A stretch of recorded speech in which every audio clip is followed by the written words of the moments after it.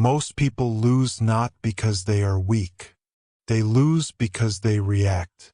They react emotionally. They react impulsively. They react when silence would have given them power. In every room, in every conflict, in every competition, the person who controls their emotions quietly dominates the outcome. This audiobook will show you why emotional control is not a personality trait. It's not talent. It's not luck. It's a competitive advantage. And once you build it, very few people can touch you. Chapter 1. Emotional control separates winners from reactors ***. Most people think they are losing because they lack talent. They are wrong. They are losing because they react.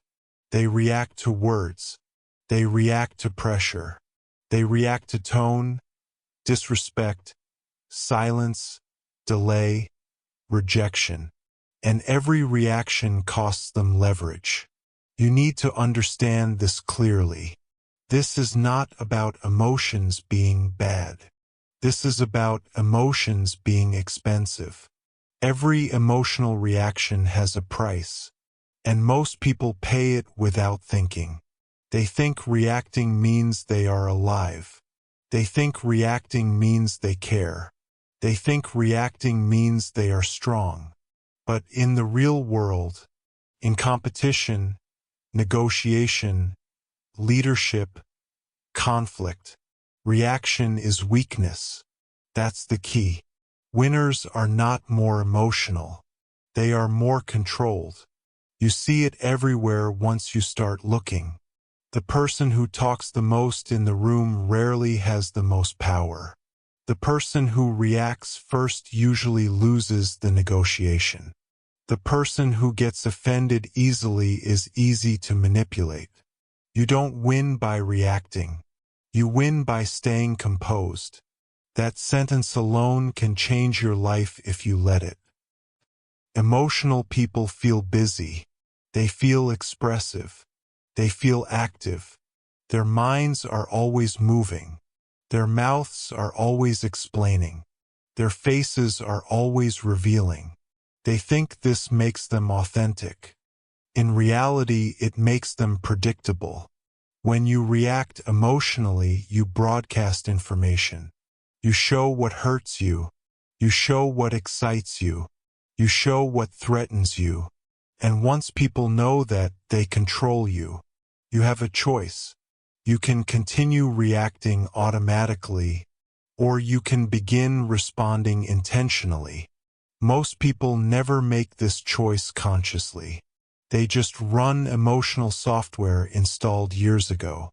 Anger equals defense. Criticism equals explanation.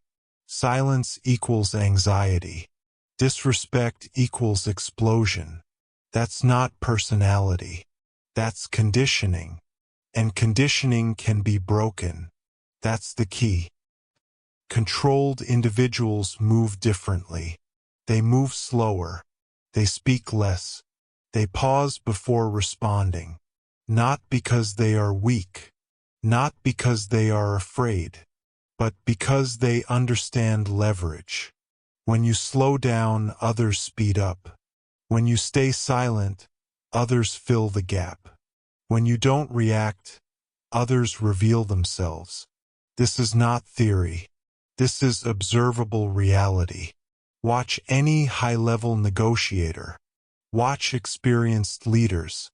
Watch people who consistently win without noise. They don't rush. They don't explain unnecessarily. They don't react to emotional bait. They let others talk themselves into mistakes. You don't win by reacting. You win by staying composed. Say it again. Let it sink in. Here's where most people get confused. They think emotional control means suppression. They think it means being cold. They think it means pretending not to feel. Wrong. Emotional control means choice. You feel the emotion, but it does not control your behavior. Anger can exist without explosion. Fear can exist without retreat. Excitement can exist without impulsiveness. It's not about eliminating emotion. It's about disciplining it. It's not about the feeling. It's about the response. That's the key. Let's make this practical. Next time someone criticizes you, notice the impulse, the urge to explain, the urge to defend, the urge to correct. Pause. You have a choice. Ask yourself one question. Does reacting here increase my leverage or reduce it? Most of the time, silence increases leverage. Calm increases leverage. Delayed response increases leverage. You don't need their permission to stay composed. You don't need their approval to pause. You don't need to prove anything in the moment. That urge to prove? That's emotional insecurity disguised as urgency. And urgency is the enemy of control. Another example. Someone disrespects you subtly. A tone, a look, a dismissive comment. Your emotions rise instantly. Good. That means you're human. Now comes the test. Do you react and give them power? Or do you remain neutral and take control? Emotionally weak people confront immediately. Emotionally strong people observe. They store information. They note patterns. They wait because they understand something critical. Not every battle needs to be fought immediately. Not every signal needs a response. Not every emotion needs expression. That's discipline. You need to train this. Not once. Not occasionally. Daily. Start with small moments. Pause before replying to messages. Lower your voice when you feel triggered. Let silence stretch without rushing to fill it. At first, it will feel uncomfortable. Your mind will scream for release. Your body will want relief. That's normal. Relief is addictive. But relief now creates regret later. That's the trade most people make without realizing it. You don't. Because you are training something different. You are training dominance through composure. Here's the truth most people avoid. Emotional people are easy to control. Calm people are difficult to move. If someone can push your emotional buttons, they can steer your decisions. If someone cannot read you, they cannot predict you. And unpredictability is power. That's the key. This chapter is not asking you to become passive. It's asking you to become precise. Precision requires stillness. Stillness requires discipline. It's not about being loud. It's about being intentional. It's not about expressing everything. It's about choosing what matters. It's not about emotion. It's about control. Say it clearly. You don't win by reacting. You win by staying composed. As you move forward in this audiobook, remember this foundation. Every chapter builds on this truth. If you cannot control your reactions, nothing else in this book will work. Because emotional control is the base layer of all dominance. You mastered the difference between winners and reactors. Now it's time to dismantle a dangerous illusion. Chapter 2. Stop confusing emotional expression with strength. Most people were taught a lie early in life. They were told that expressing emotions is strength. That showing everything you feel is honesty. That holding back is weakness. That lie ruins leverage. Because in the real world, the more you express emotionally, the less control you have. Control is power. Expression is leakage. That's the key. Look around you. Who reacts the loudest in stressful situations? Who raises their voice first? who explains themselves endlessly, who vents, complains, and justifies. Those people feel strong in the moment, but they are bleeding influence. Every emotional outburst releases information. Every explanation exposes insecurity. Every visible reaction gives others a map to your triggers, a map to your fears, a map to your limits. And once people have that map, they don't need force to control you. They just press the right button. You have a choice. You can continue expressing everything you feel, or you can start protecting your internal state. That choice determines who controls the interaction. Strength is not how much emotion you show. Strength is how little others can disturb you. Read that again. The strongest people in any room are not the most expressive. They are the most stable. They don't flinch at criticism. They don't rush to defend themselves. They don't need immediate relief. They stay centered. And because they stay centered, everyone else adjusts around them. That's the key. Most people misunderstand emotional expression because it feels good. Anger feels powerful. Venting feels relieving. Explaining feels clarifying. But feelings are not results. Relief is not dominance. Expression is not authority. In fact, it's usually the opposite. When you vent, you lower tension inside yourself. But you also lower your position externally. When you explode, you feel powerful, but you lose precision. When you explain too much, you feel understood, but you give away leverage. Control is power. Expression is leakage. Say it again. Here's a simple test. When someone upsets you, do you feel an urge to speak immediately? To correct them? To defend yourself? To prove your point? That urge is not strength. That urge is loss of control. That's the key. Strength would be the ability to feel the emotion and still choose your response. Strength is not reacting on impulse. Strength is delaying action until it serves you. You don't need their permission to pause. You don't need their permission to stay silent. You don't need their permission to remain composed. Let's talk about honesty. Many people say, "I'm just being honest." No, you're being uncontrolled. Honesty without discipline is recklessness. You can be honest and restrained. You can be truthful and strategic. You can be authentic without being exposed. It's not about lying. It's about timing.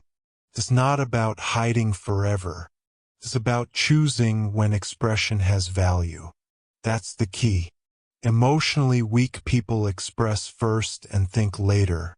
Emotionally strong people think first and speak later. One leaks power. The other accumulates it. You see this clearly in conflicts. The person who raises their voice loses authority.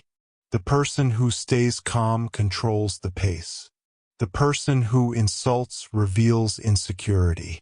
The person who listens gains information. Control is power. Expression is leakage. Now let's turn this into behavior.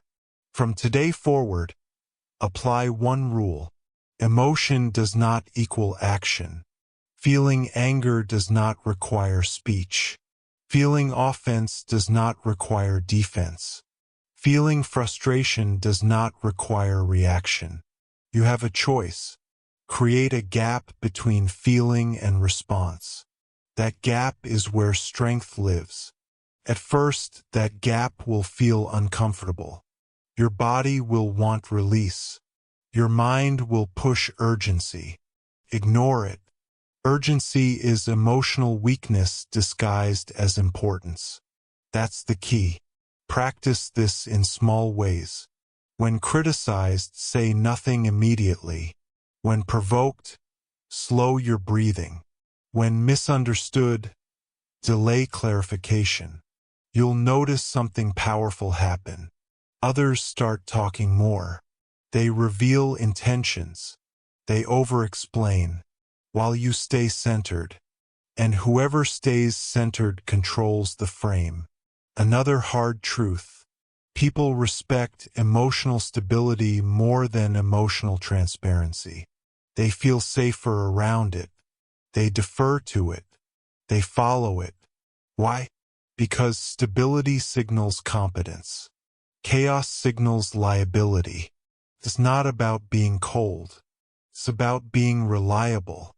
It's not about suppressing emotion. It's about mastering it. It's not about expression.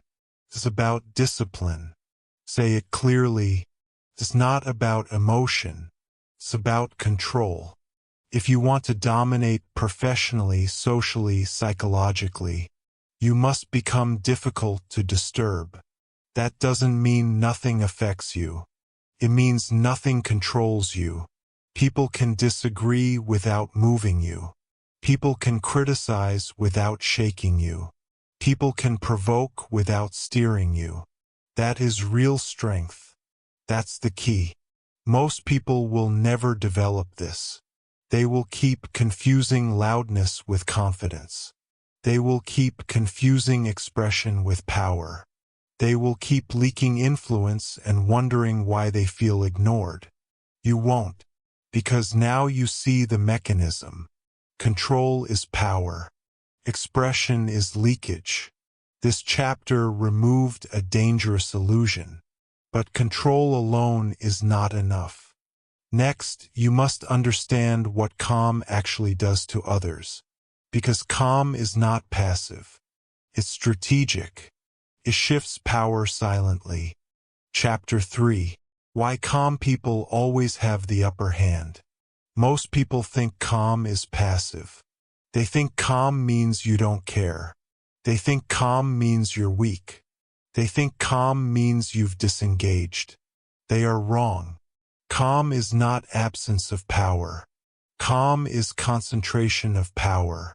When you stay calm, they lose balance. That's the key. Here's what actually happens when you stay calm under pressure. You create uncertainty. And uncertainty is uncomfortable. People hate uncertainty more than resistance. They would rather argue with you than not know what you're thinking.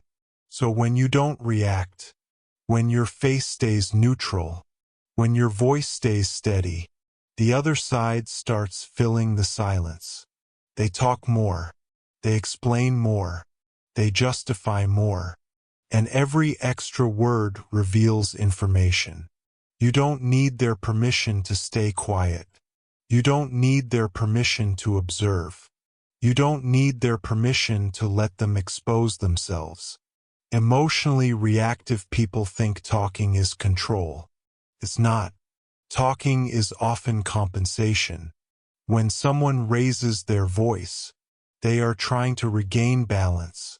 When someone rushes to explain, they are trying to reduce uncertainty. When someone becomes dramatic, they are trying to force a response. But when you remain calm, none of that works. When you stay calm, they lose balance. Say it again. Think about any confrontation you've witnessed. The calm person always appears larger.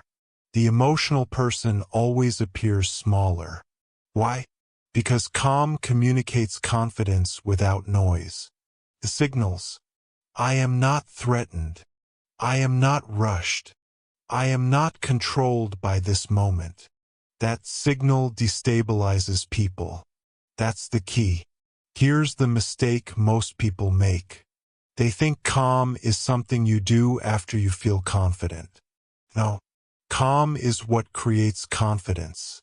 You don't wait to feel calm. You choose calm. You have a choice. Every situation gives you the same option. React emotionally and lose leverage. or stay composed and gain it. That choice determines who holds the upper hand. Calm forces the other side to overcompensate. This is critical to understand. When people don't get the emotional feedback they expect, they panic internally. They expected anger. They expected defense. They expected explanation. Instead, they get nothing. So they push harder. They exaggerate. They repeat themselves. They escalate tone. And in doing so, they reveal motives. You don't need to confront immediately. You don't need to correct them instantly. You don't need to win the moment, because calm lets you win the outcome. That's the key. Let's make this practical. Next time someone challenges you verbally, do this. Lower your voice instead of raising it. Slow your pace instead of speeding up. Shorten your responses instead of expanding them. This creates asymmetry. They are emotional. You are not. They are fast. You are slow. They are reactive. You are deliberate. And asymmetry is dominance. Most people talk themselves out of power. They interrupt silence with nervous words. They fill space because they feel exposed. But silence is not exposure. Silence is pressure. When you don't speak, the other person feels compelled to. That's the key. You must also understand this. Calm is contagious, but not in the way people think. Sometimes it calms others. Sometimes it agitates them. And agitation is useful, because agitation accelerates mistakes. Emotionally still people rarely make mistakes. Emotionally charged people make them constantly. Your job is not to soothe others. Your job is to stay stable. Stability wins. Another illusion. People think calm means being agreeable. Wrong. You can be calm and firm. You can be calm and unmovable. You can be calm and decisive. Calm does not remove boundaries. It reinforces them. It's not about softness. It's about control. It's not about being nice. It's about being centered. Say it clearly. It's not about emotion. It's about discipline. Here's a powerful exercise. The next time you feel provoked, delay your response by 5 seconds. 5 seconds feels like eternity to the reactive mind. But in those 5 seconds, your nervous system resets. Your clarity returns. Your leverage increases. That pause separates amateurs from professionals. That's the key. Calm people are difficult to manipulate. Why? Because manipulation depends on reaction. If you don't react, there's nothing to grab. If you don't flinch, there's nothing to pull. So manipulators escalate. And escalation reveals intent. When you stay calm, they lose balance. Let this sink in. Calm is not weakness under pressure. Calm is pressure. It forces others to show their hand. That's why calm leaders rise. That's why calm negotiators win. That's why calm individuals dominate quietly. But calm is not accidental. It is trained. You don't become calm by reading about it. You become calm by practicing restraint daily. Hold your tongue when you want to speak. Hold your posture when you want to collapse. Hold your frame when you want to react. You have a choice. Every day trains you toward composure or chaos. This chapter gave you a weapon most people never learn to use. Calm. But calm alone is not enough. Because calm without discipline collapses under sustained pressure. Next, you must understand what keeps calm alive when stakes rise. Chapter 4. Emotional discipline beats talent every time. Talent impresses when conditions are easy. Discipline wins when they are not. That's the difference most people never understand. Talent shines when things go right. Discipline holds when things go wrong. And life does not reward potential. Life rewards consistency. Talent reacts. Discipline executes. That's the key. Most people rely on talent. They rely on intelligence. They rely on creativity. They rely on confidence. And it works until pressure arrives. Pressure exposes the flaw. Under pressure, talent panics. Under pressure, talent rushes. Under pressure, talent collapses emotionally. Because talent without emotional control has no foundation. It looks strong, but it's brittle. You've seen this before. People who talk big but fold under stress. People who perform well in comfort but disappear in chaos. People who have so much potential but no follow-through. That's not bad luck. That's lack of discipline. Discipline is not exciting. It doesn't feel inspiring. It doesn't feel creative. It doesn't feel expressive. But discipline does something talent cannot. It shows up regardless of mood. That's the key. Here's the truth. Motivation is emotional. Discipline is structural. Motivation rises and falls. Discipline stays. Motivation reacts to circumstances. Discipline dictates behavior despite them. If your emotional state controls your actions, you will never be reliable. And unreliable people don't win long-term. You have a choice. You can act when you feel like it, or you can act because you decided to. Only one of those builds dominance. Talent reacts emotionally when challenged. Takes things personally. It needs validation. It becomes defensive. Discipline doesn't argue with reality. Discipline adjusts and executes. Talent says, I should be further by now. Discipline says, what's the next move? Talent complains about unfairness. Discipline adapts. Talent needs praise to perform. Discipline performs regardless. Talent reacts. Discipline executes. Say it again. Pressure is the great equalizer. Under pressure, everyone feels fear. Everyone feels doubt. Everyone feels resistance. The difference is not the feeling. It's the response. Emotionally undisciplined people let pressure dictate behavior. Emotionally disciplined people let standards dictate behavior. That's the key. Look at high performers across any field. They are not the most emotional. They are not the most expressive. They are not the most dramatic. They are the most consistent. Consistency is not personality. Consistency is training. And training is discipline. Here's where people sabotage themselves. They wait to feel ready. They wait for confidence. They wait for clarity. They wait for motivation. But feelings are unreliable. Feelings are weather. Discipline is architecture. You don't build a structure based on weather. You build it on standards. It's not about how you feel. It's about what you do. That's the key. Now let's make this behavioral. From this point forward, apply this rule.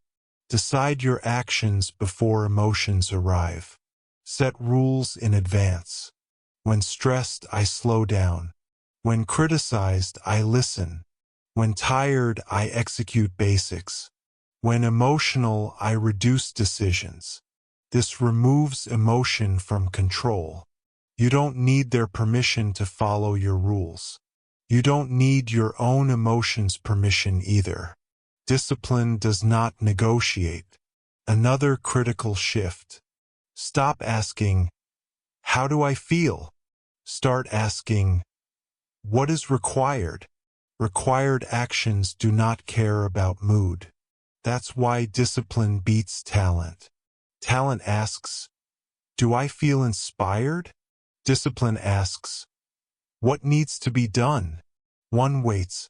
One moves. Understand this clearly. Emotional discipline is not suppression. It is direction. You feel fear, but you move anyway. You feel anger, but you choose silence. You feel doubt, but you execute the plan. It's not about eliminating emotion. It's about refusing to obey it. That's the key. Most people never build this. They confuse discipline with rigidity. They confuse structure with limitation. Wrong. Discipline creates freedom. When your behavior is consistent, your outcomes become predictable. Predictable outcomes create confidence. Confidence reduces emotional volatility. It's a loop, and discipline is the entry point. Here's a simple training method. When emotions rise, simplify. Do fewer things. Say fewer words. Make fewer decisions. Emotion complicates. Discipline simplifies. That's the key. You will notice resistance. Your mind will argue. Your emotions will protest. Ignore them. Emotions want relief. Discipline wants results. Relief now costs you later. You already know this. Another hard truth. Talent is admired. Discipline is respected. Admiration is passive. Respect moves systems. If you want real influence, you must become emotionally reliable. People trust those who don't fluctuate. They follow those who don't crack. Say this clearly. It's not about talent. It's about discipline. It's not about how you feel. It's about how you act. It's not about intensity. It's about consistency. This chapter locked in a core principle. Emotional control without discipline fades. Discipline without emotional control collapses. Together, they form a competitive advantage. But there's one more layer. Even disciplined people lose power. When they seek approval, that need erodes control silently. You've built composure. You've built discipline. Now you must remove dependence. Chapter 5. The silent advantage of not needing validation. The fastest way to lose control is to need someone else's approval. The moment you seek validation, you hand your emotional state to another person. That's the key. If they approve, you feel strong. If they withhold, you feel shaken. That is not power. That is dependency. And dependency is invisible weakness. Most people don't realize they are seeking validation. They call it being understood. They call it clearing things up. They call it just explaining. But beneath it, the same pattern exists. They want confirmation. They want reassurance. They want permission. You don't need their permission. Say it clearly. Validation is emotional outsourcing. You let someone else decide how you feel about yourself. That's dangerous, because people are inconsistent. People are distracted. People are emotional. If your stability depends on them, your stability does not exist. You have a choice. Anchor your worth internally, or chase confirmation externally. Only one of those creates control. Here's how validation destroys leverage. The person who needs approval explains too much. They justify decisions. They defend boundaries. The person who doesn't need approval states, then stops. Silence replaces argument. Detachment replaces defense. And detachment is dominance. That's the key. Notice this pattern in your own behavior. When you feel misunderstood, do you rush to clarify? When criticized unfairly, do you rush to correct? When challenged, do you feel compelled to prove? That compulsion is validation seeking, and validation seeking puts you in a lower position. You don't need their permission to stand firm. You don't need their permission to be silent. You don't need their permission to move on. Detachment changes everything. Detachment means you care about outcomes, not opinions. It means you listen without absorbing, respond without reacting, act without proving. It's not about arrogance. It's about independence. It's not about coldness. It's about clarity. It's not about ego. It's about discipline. That's the key. Most people think detachment makes them distant. No, it makes them unshakable. Because detached people cannot be emotionally manipulated. You can disagree with them. You can criticize them. You can misunderstand them. But you cannot control them. That's power. Here's the behavioral shift. Stop explaining unless explanation is required for results. If someone misunderstands you, but it changes nothing, say nothing. If someone dislikes your boundary, but it stands, hold it. If someone questions your decision, but it's final, move forward. You don't need their permission. Another hard truth. Validation seeking creates noise. Noise creates emotional fatigue. Detachment creates silence. Silence creates strength. When you stop needing others to understand you, you become lighter. You move faster. You think clearer. That's the advantage. Let's talk about defending yourself. Most defenses are emotional, not necessary. If your actions are aligned, they will defend themselves over time. Immediate defense is insecurity trying to relieve tension. Discipline tolerates tension. That's the key. Practice this. When you feel the urge to explain, pause. Ask one question. Is explanation required for outcome or for ego? If it's for ego, remain silent. That silence trains independence.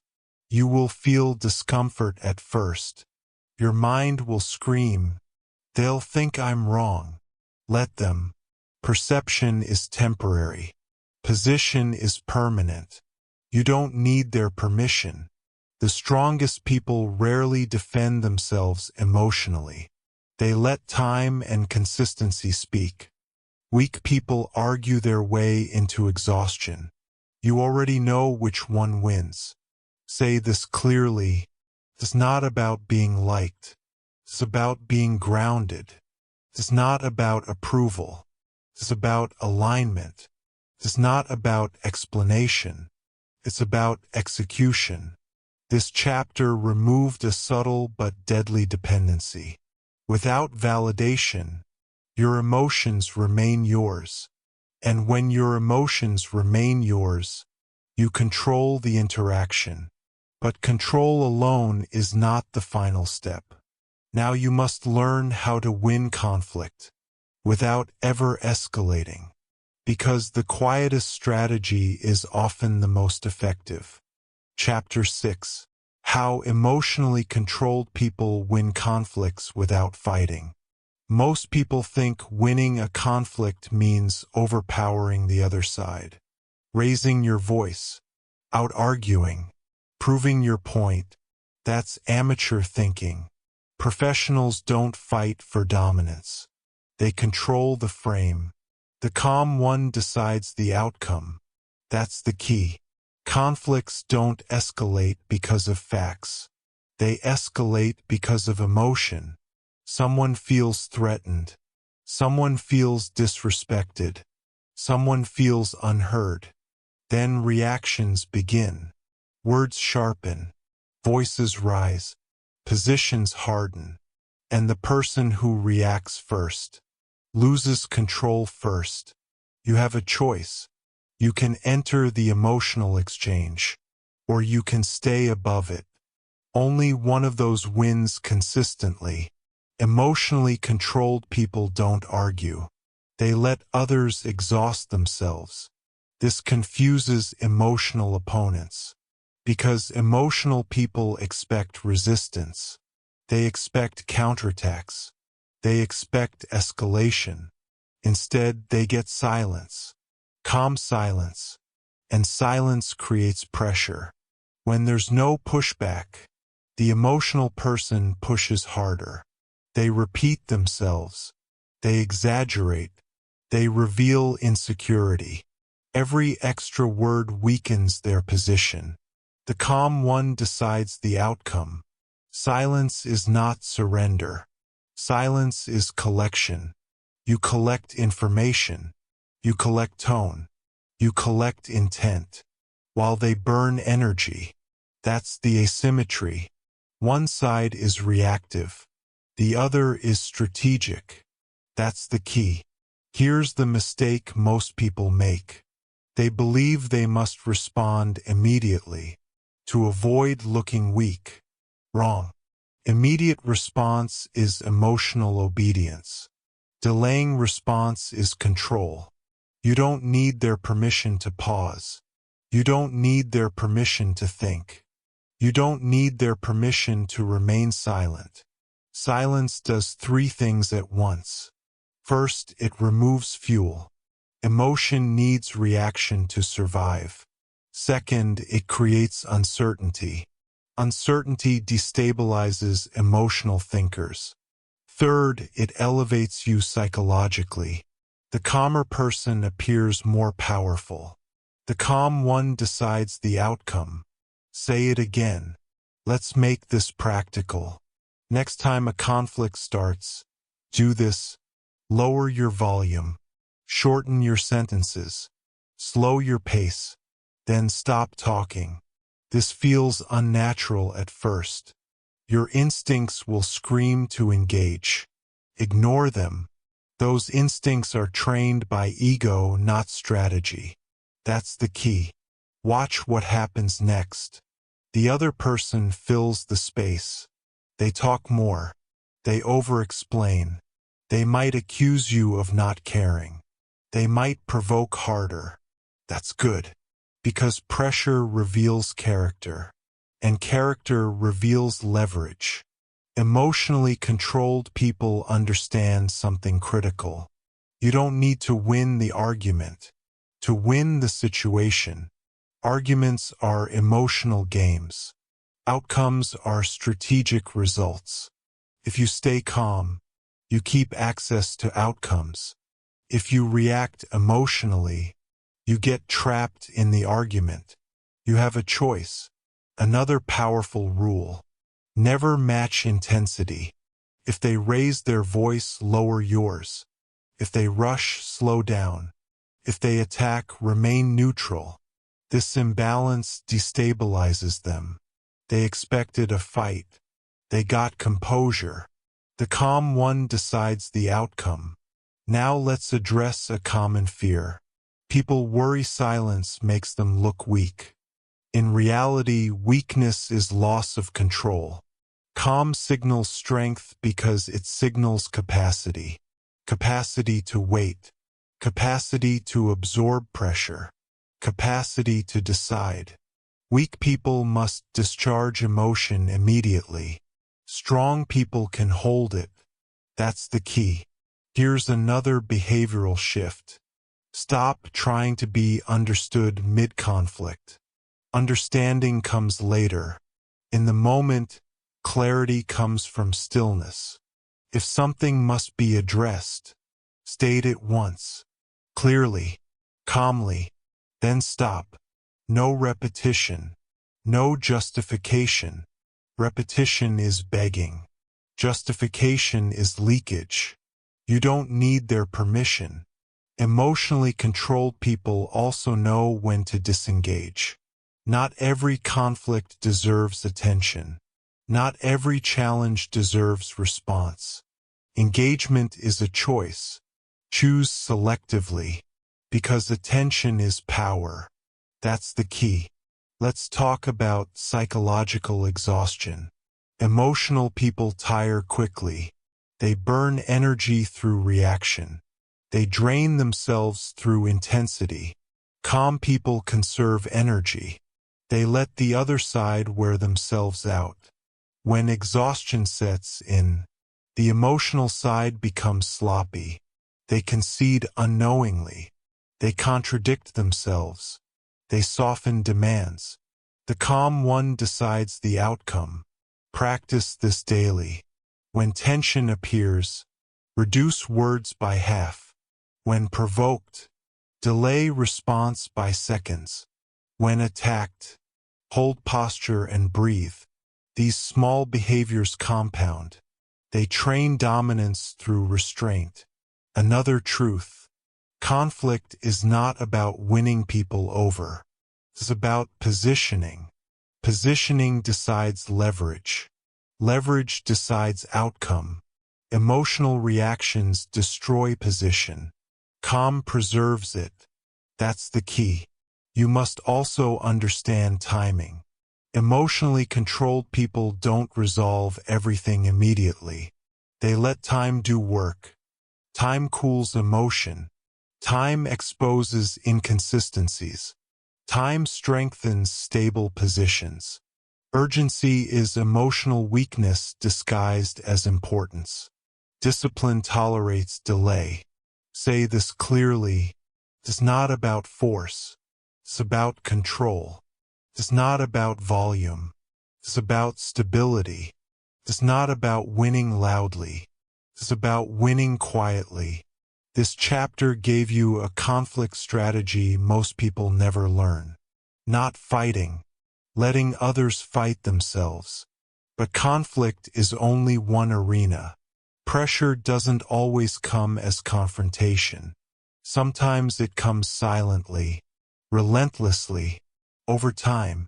Next, you must learn what pressure really reveals. Because pressure exposes who trained and who didn't. Chapter 7. Pressure reveals who trained and who didn't. Most people believe pressure builds character. That belief is wrong. Pressure does not build anything. Pressure reveals everything. Pressure only tests what already exists. That's the key. When pressure hits, nothing new appears. Your habits surface. Your defaults activate. Your training or lack of it takes control. That's why two people can face the same situation and respond completely differently.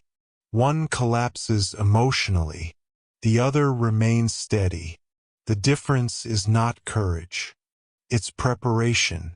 People love to say, "I wasn't myself under pressure." That's not true. Under pressure, you were exactly yourself. Pressure strips away performance. Pressure removes pretense. Pressure exposes reality. That's the key. Emotionally undisciplined people blame pressure. They say pressure made them angry. Pressure made them anxious. Pressure made them react. No.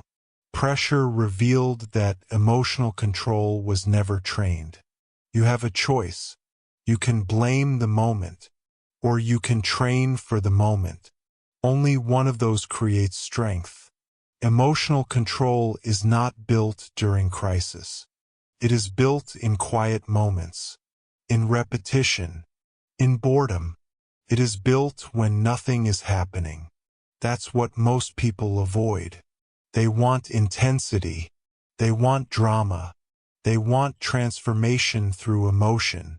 But discipline is built without emotion. That's the key. Look at people who perform under pressure. They are not frantic.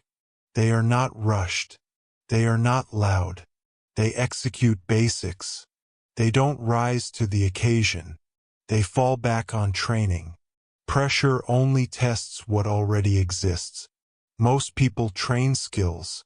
Few people train emotional regulation. They train what to do, but not how to stay composed while doing it. So when pressure arrives, their skills are hijacked by emotion. Talent collapses. Decisions degrade. Mistakes multiply. That's not bad luck. That's incomplete training. You must understand this clearly. If you wait for pressure to practice calm, you will fail. Calm must be automatic. Automatic comes from repetition. That's the key. Here's where most people make excuses. They say, "I'll control myself next time." Next time is too late. Control is not a promise. It's a habit. You don't decide to be calm under pressure. You arrive calm because you trained calm. You have a choice. Train daily, or be exposed publicly. Pressure amplifies emotion. Small irritations become explosions. Minor stress becomes panic. Simple decisions become paralysis. Unless discipline intervenes. Discipline stabilizes behavior.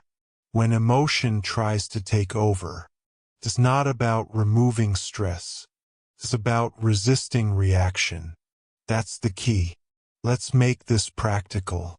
If you want to perform under pressure, you must rehearse composure under low stakes. Practice restraint when it doesn't matter, so it's available when it does. Hold your tongue in minor disagreements. Delay responses in low-risk situations. Stay calm during small frustrations. These moments are training sessions. Pressure only tests what already exists. Another truth most people ignore. Stress reveals priorities. Under pressure, people revert to what they value most. If they value ego, they defend. If they value comfort, they escape. If they value control, they stabilize. Training decides values. That's the key. Emotionally trained people do not panic under pressure. They simplify. They reduce options. They focus on fundamentals. They narrow attention. Emotion complicates. Discipline simplifies. Say it again. You will feel pressure long before you break. Pressure starts as discomfort, then urgency, then fear. If you react early, you collapse early. If you stay composed early, pressure loses momentum. That's the advantage. Most people don't fail at the peak of pressure. They fail at the first wave, because they never practiced resistance. They let small pressure train them to react. So when big pressure arrives, reaction is automatic. That's the key. Change the pattern. When pressure appears, slow down. Reduce words. Reduce movement. Reduce decisions. Stability beats speed. You don't need their permission to slow down. You don't need the moment's permission either. Here's a rule to internalize. If pressure makes you emotional, you were not prepared. If pressure makes you focused, you were trained. Pressure only tests what already exists. Stop romanticizing pressure. Pressure is not special. It's predictable. Deadlines, conflict, risk, uncertainty. These are constants. If you want control, you must assume pressure is coming and train accordingly. Training emotional control is not dramatic. It's quiet, repetitive, unimpressive, which is why most people skip it. They wait for the moment to rise. But moments don't elevate you. Habits do. That's the key. Say this clearly. It's not about talent. It's about discipline. It's not about confidence. It's about preparation. It's not about the moment. It's about the work before it. This chapter stripped away another illusion. Pressure is not the enemy. Unprepared emotion is. Now that you understand how pressure exposes habits, you must confront a dangerous pattern. Because many people sabotage themselves long before pressure even arrives. They do it emotionally, automatically, daily. Next, we expose that pattern. Chapter 8. Why most people sabotage themselves emotionally. Most people don't lose because of outside forces. They lose because of themselves. Quietly, repeatedly, automatically. They sabotage themselves emotionally, and they call it relief. Relief now creates regret later. That's the key. Emotional sabotage is subtle. It doesn't look like destruction. Feels like release. You snap back. You vent. You react. And for a moment, tension disappears. Your body relaxes. Your mind feels lighter. But something else disappears too. Leverage. Every emotional reaction trades long-term control for short-term comfort. Most people make that trade without thinking. You have a choice. Instant reactions feel good. That's why they're dangerous. Anger discharged feels powerful. Defensiveness feels justified. Venting feels honest. But feelings don't care about outcomes. Emotions want release. Discipline wants results. Relief now creates regret later. Say it again. Emotional habits run on autopilot. No thought. No pause. No choice. A comment triggers anger. Silence triggers anxiety. Criticism triggers explanation. And before you realize it, you've already reacted. That reaction wasn't a decision. It was a reflex. That's the key. Autopilot behavior is trained. You weren't born reactive. You learned it. From family. From peers. From environment. Over time, your nervous system learned shortcuts. Shortcut to anger. Shortcut to defense. Shortcut to escape. And shortcuts always sacrifice precision. Here's the brutal truth. Every time you react emotionally, you strengthen the habit. You teach your system, this is how we handle discomfort. So next time, it reacts faster. And faster reactions mean less control. That's how sabotage becomes identity. Most people think self-sabotage happens at big moments. No, it happens in small ones. Small frustrations. Small insults. Small pressures. That's where habits are reinforced. Pressure just exposes them. That's the key. You must interrupt the autopilot. Not once. Not occasionally. Consistently. Because habits don't change through insight. They change through interruption. You have a choice. Interrupt the reaction. Or repeat the regret. Let's make this practical. The moment you feel emotional urgency, do nothing. Not forever. Just briefly. Pause. That pause is not weakness. It's intervention. It breaks the loop. Your emotions will protest. They'll say, react now. Say something. Fix this immediately. Ignore them. Urgency is sabotage disguised as importance. That's the key. Here's a powerful rule. Never make decisions at emotional peaks. High anger, high excitement, high fear. Those states distort judgment. If you decide there, you pay later. Relief now creates regret later. Another pattern to watch. People sabotage themselves by over-explaining. They feel misunderstood, so they talk. They feel accused, so they defend. They feel insecure, so they justify. All of that feels productive. None of it is. Explanation is often emotional relief, not strategy. You don't need their permission to stop explaining. Let's be clear. Not every emotion needs expression. Not every thought needs voice. Not every reaction needs action. Emotion is information, not instruction. That's the key. Here's another form of sabotage. Escaping discomfort.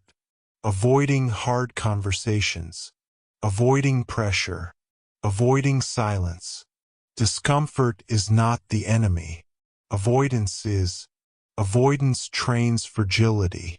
Discipline trains tolerance. Emotionally disciplined people don't chase comfort. They tolerate discomfort longer. They stay in tension. They stay in silence.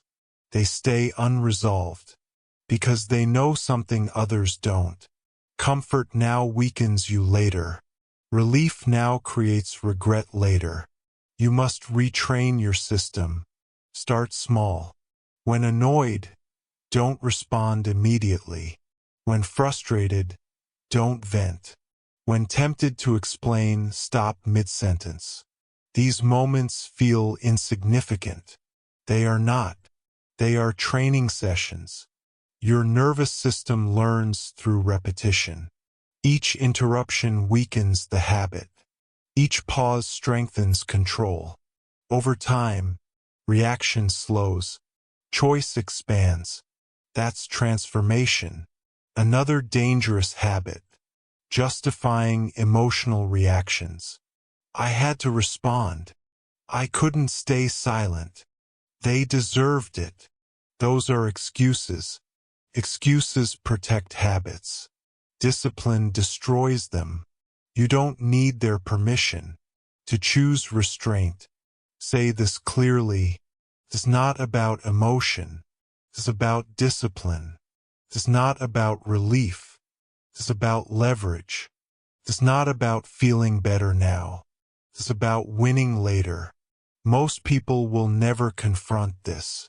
They'll keep reacting, keep venting, keep explaining. Then they'll wonder why. They feel drained, unrespected, outplayed. You won't, because now you see the mechanism. Emotional sabotage is optional. It only continues if you allow it. You have a choice. Interrupt or repeat. Pause or react. Train or regret. This chapter exposed the silent enemy inside. But stopping sabotage is only half the work. Next, you must understand something critical. Detachment is often misunderstood. People fear it. They think it makes them cold. It doesn't. It makes them precise. Chapter 9. Emotional detachment is not coldness, it's precision. Most people misunderstand detachment. They think detachment means not caring. They think it means being cold. They think it means becoming distant or cruel. That misunderstanding keeps them weak. Because detachment is not coldness. Detachment is precision. It's not about being cold. It's about being precise. That's the key. Emotionally detached people are not less human. They are more deliberate. They still feel anger. They still feel disappointment. They still feel pressure. They just don't let those feelings steer behavior. Emotion informs them. Discipline directs them. That's the difference. Here's the mistake most people make. They believe caring requires reacting. So when they care, they rush, they defend, they overextend. But reaction is not care. Reaction is loss of control. You have a choice. Care deeply and act precisely. Or care emotionally and act impulsively. Only one of those produces results. Detachment creates clarity. When you step back emotionally, your perception sharpens. You see patterns instead of insults. You see motives instead of tone. You see outcomes instead of ego. Emotion narrows focus. Detachment expands it. That's the key. Let's dismantle another illusion. People think emotional detachment damages relationships. Wrong. Uncontrolled emotion damages relationships. Precision strengthens them. When you don't overreact, you don't escalate unnecessarily. When you don't personalize everything, you don't poison communication. When you don't explode, you preserve trust. That's not cold. That's controlled. Emotionally detached people act intentionally. They don't respond to every stimulus. They don't chase every feeling. They don't react to every provocation. They select responses. Selection is power. Impulses are not orders. Feelings are not commands. That's the key. Let's get practical. Next time you feel emotionally charged, do this. Name the emotion silently. Anger, fear, frustration. Then do nothing. Naming creates distance. Distance creates control. That pause is precision. Your mind will argue. It will say, if you don't react, you're weak. Ignore it. Weakness is obedience to impulse. Strength is restraint. You don't need their permission to pause. You don't need your emotions' permission either. Another misunderstanding. Detachment does not remove boundaries. It enforces them cleanly. Detached people don't argue boundaries. They state them. Once. Calmly. Then they hold. No emotion. No explanation. That's precision. Emotionally reactive people negotiate boundaries emotionally. They plead. They justify. They escalate. Detached people don't negotiate self-respect. They act. That's the key. Here's a hard truth. Precision requires less energy than reaction. Reaction is exhausting. Detachment is efficient. That's why emotionally controlled people last longer. They don't burn fuel on unnecessary responses. They conserve energy for action. Another behavioral shift. Stop interpreting everything personally. Most behavior is not about you. It's about pressure. It's about insecurity. It's about circumstance. Detachment removes personalization. And personalization is the root of emotional chaos. Say this clearly. It's not about being cold. It's about being precise. It's not about shutting down. It's about sharpening focus. It's not about distance. It's about discipline. Detachment also improves decision-making.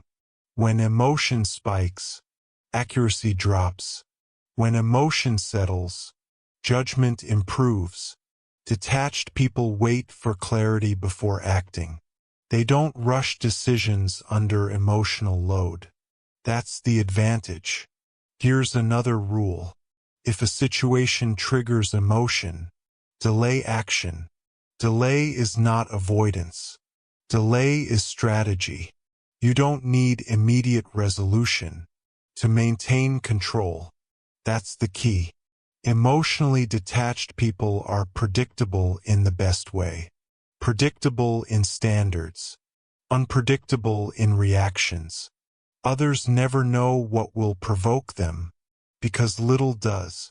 That creates psychological stability around them. People adapt.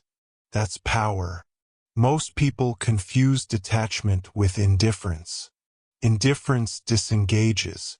Detachment engages intelligently. Detached people still act. They just act without noise. Practice this daily. Reduce emotional commentary. Reduce internal narratives. Reduce assumptions. Increase observation. increase timing, increase intentionality. These shifts feel subtle.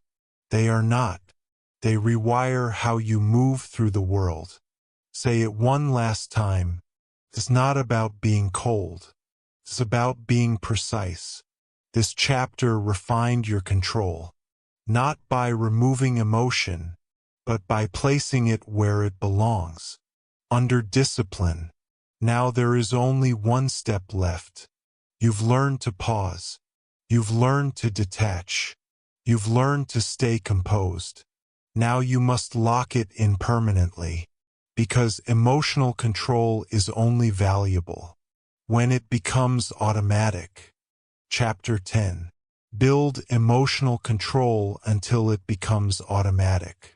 Emotional control is useless if you only access it during crisis. By then, it's too late. Control must already exist before pressure arrives. You train calm the same way you train strength. That's the key. Most people wait for chaos to practice control. They wait for conflict. They wait for stress. They wait for the moment to step up. That never works. You don't rise to the occasion. You fall back on habit. Pressure doesn't create behavior. It reveals it. So if calm is not automatic, reaction will be. You have a choice. Train control daily, or surrender to impulse later.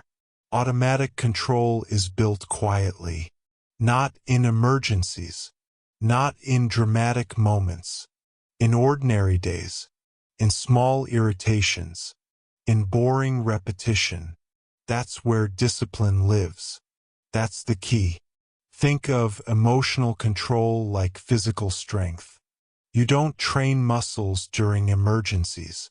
You don't lift weights when your life depends on it. You train when it's inconvenient, when it's repetitive, when it feels unnecessary. So when force is required, it's already there. You train calm the same way you train strength. Most people sabotage this by inconsistency. They practice restraint sometimes, then indulge reaction when tired, then justify it. That breaks the loop. Discipline only works when it's boringly consistent, not intense, not emotional, consistent. Here's the foundation. Emotional control is not a mindset. It's a system. Systems don't depend on mood. They depend on rules. So you need rules.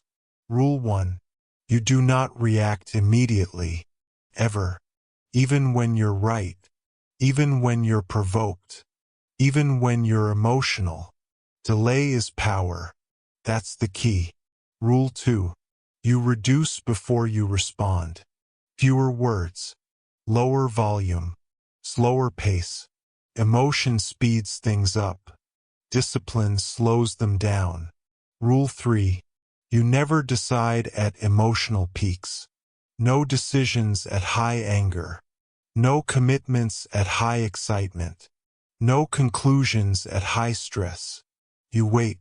Waiting is not avoidance. Waiting is control. These rules feel restrictive at first. Good. Restriction builds capacity. Just like strength training restricts movement. To build force, you train calm the same way you train strength.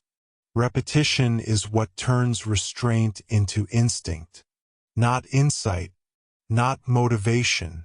Repetition. Each time you pause instead of reacting, you strengthen the circuit. Each time you stay silent under pressure, you reinforce control. Each time you choose discipline over relief, you win. Relief now creates regret later. You already know this. Most people quit here. They say, "This is too much effort." Of course it is. That's why control is rare. But effort decreases with repetition. What feels forced becomes natural. What feels deliberate becomes automatic. That's the goal. Automatic control means this.